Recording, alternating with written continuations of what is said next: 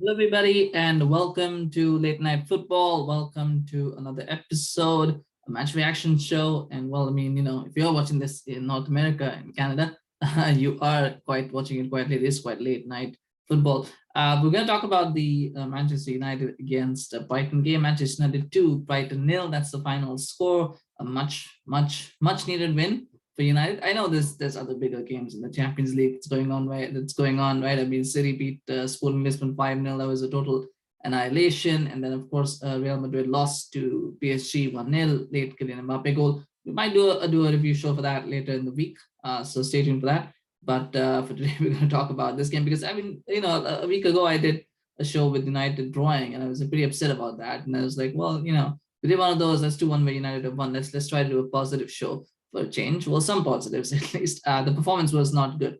Right off the bat, I want to say the performance was really not good. I know there were some questions about why Fred started over Paul Pogba, and I don't think it was a bad thing because Paul Pogba is just coming off an injury. He played 80 minutes against Borough. He's started the other two games as well. Hasn't got much of a break because he can't seem to close games out. So I thought it was fair enough for him to be rested, and this was the kind of game where you could rest him because the way Brighton play, I don't think United, they did miss Pogba, but it was fair to assume that they might not miss him so much. But that's just the state of United's midfield these days. Players have to be rotated. Everybody can't play every game, so you had to do that. And so he did that. So I don't think Pogba was dropped. I think he was just rested for this one. And he came on the second half and he was instrumental. He was very important and brilliant in the second half when he came on.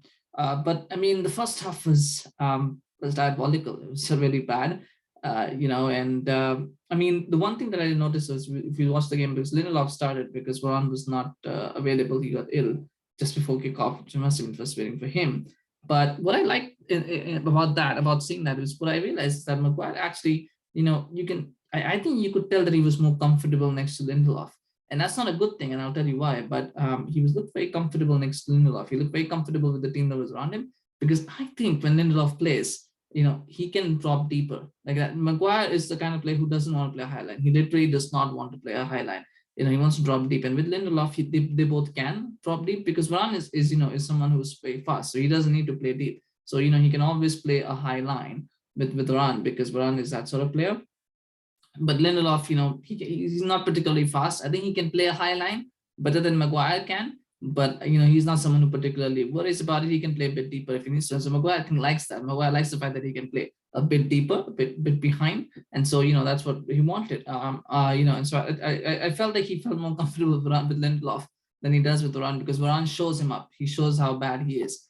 So that's why I say, and it's not a good thing that Maguire was comfortable today. But that's just an observation. Maybe I'm wrong. Maybe I'm reading too much into it. But you can let me know what you think. But I just felt that he has that comfort level with Lindelof because he can play the sort of game that he wants to play, which is not the sort of game that United really should be playing.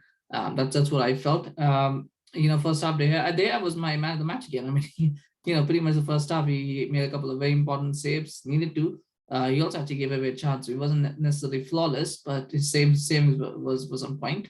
Without the saves, United don't win the game because again, if Brighton had taken even one of their chances in the first half, United would not winning that game, probably not even drawing that game. They probably would have lost that game. So for me, I thought De Gea was man of the match. Even in the first half, I thought fantastic saves. I just thought the play was really bad though.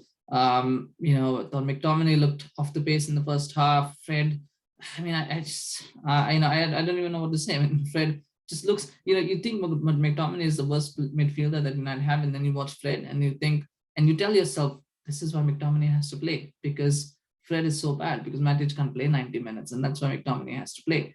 And I mean, it's just, it's the state of the club. It is what it is. There's not much that can be done there.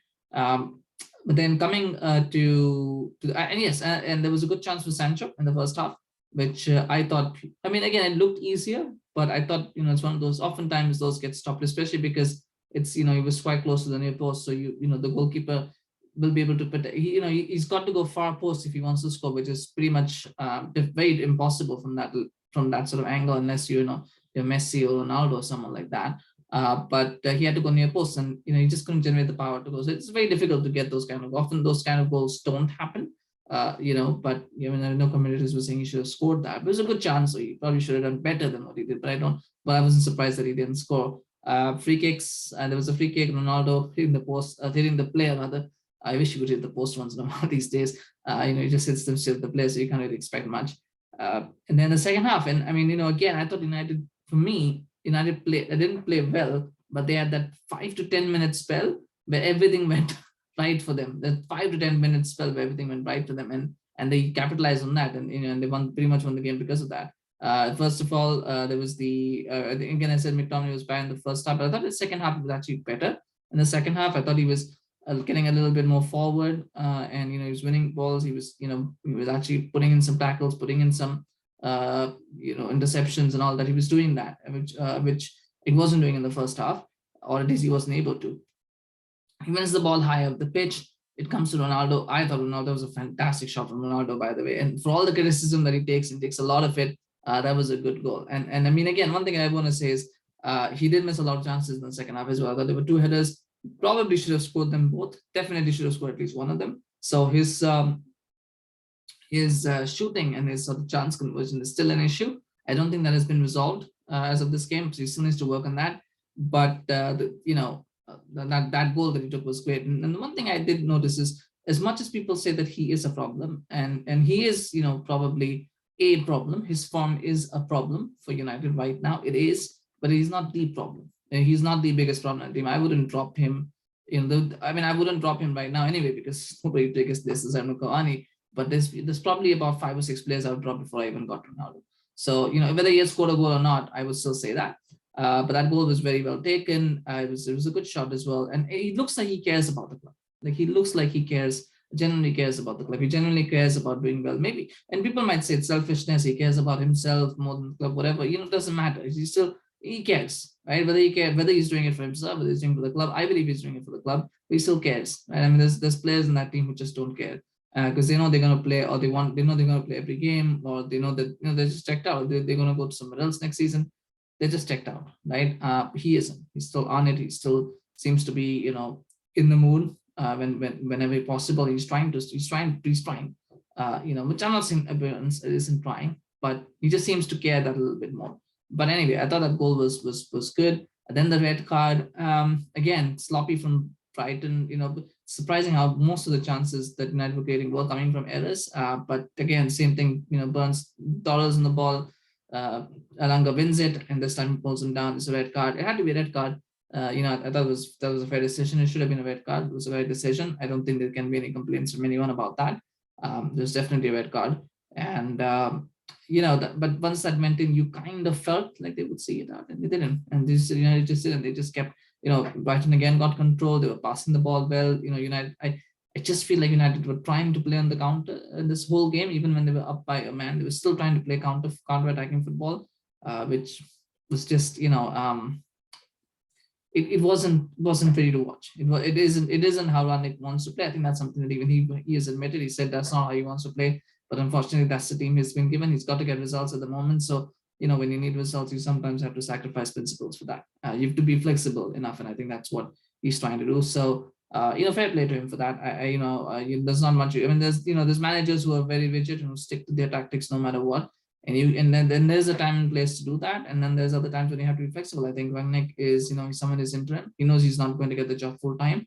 Nor do I think that he should get it, but he's someone who's not going to get. So he knows that he's got to get results, and to get results, he's got to do what's best for the team, and not necessarily what's best for himself. So that was the way they played. I thought Pogba played well. Actually, when he came on again, I said he made some very good passes. There was some nice in lines. I thought Bruno, it's interesting. He missed another good gilt edge opportunity, by the way. I mean, that was just, I just felt like Bruno was not going to get a goal because he missed that chance against Middlesbrough, and he missed a very good chance here as well. He should have put that in the back of the net, and he missed it. And I just felt that there was a bit of confidence lacking, because when there was another opportunity that came up, he actually passed the ball when he might have taken a shot. In last season, that Bruno would have taken a shot, but this time he passed the ball because I think he lost a little bit of that confidence in front of goal. It just felt like the second goal wasn't going to come, and then it finally came. There was a free kick, very quickly taken. I mean, the game was won at that point anyway, but it was a good free kick. It was a good, very quick thinking from Pogba. He plays it. Bruno scored a very good goal, by the way. Did a dummy, sat 2 players down, and puts it in. It's a fantastic goal that he scored. Uh, I think it's hard to gain many points from it because it was against 10 men really for 40 minutes or so. And, they still didn't play well. So I think it's hard to take too many positives from the game. I thought the result was the big positive. I don't think there's too many positives. I thought Sancho, for the first time, I think he's when he looked confident. He looked like he knew what he wanted to do on the pitch and he was trying things. And, I mean, he's been good anyway for the past 2-3 weeks. He's been pretty good actually. But I think today was the first time by not only did he look good, he looked confident. He went past players. He was doing those feints and running past players. It is something that I want to see more from him because I think that's something that he's probably the only player who can really do that. So he looked very good. I thought he was a big positive in this game. I mean, aside from De Gea, always makes saves in Ronaldo's goal. So kind of expect that. I thought Sancho is looking good. The funny thing here is that we spent 74 million pounds or United spent 74 million pounds on Sancho to play him on the right, and now he's playing on the left, and again he's the best left winger in the team already. So it's just again we don't have anybody to play on the right. I mean, Elanga tried, it's not right winger. He tried there, it didn't work. What I did find interesting though, and there was one observation, I thought Dalot looked good when he came on. I know again it's against 10 men, it was only about 15 minutes that he played, but he looked good on the left wing, and then got me thinking, if Sancho can play on the right, and I don't know if Rangnick sees him as a left winger, that's pretty much obvious. But if Rangnick sees him as a right winger, he could play Telles on the left because actually Telles is a better winger right now. I'm not saying he's a better left winger, but I think he looked better on the wings than either Rashford or Elanga. He looked better than both of them. So I thought that that's something he could explore. And he's left-footed, so you could maybe play him as an opposing winger on the right wing. Not that he's a goal scoring winger, he's not really a goal scoring winger, but he can put crosses in. He's got that ability to put crosses in. I thought he was pretty good. Hard to gain. I would like to see more. Maybe he needs more appearances for me to make a proper judge, but I thought that was something that was interesting. I know why he did it in this game. It was basically to shore up the defense rather than attacking. But I thought it was something that is interesting. Maybe he can play there in that position. Might be worth a go. You never know. Sometimes you find things that you don't realize might be worth a go. Particularly considering our lack of attacking options for United at the moment.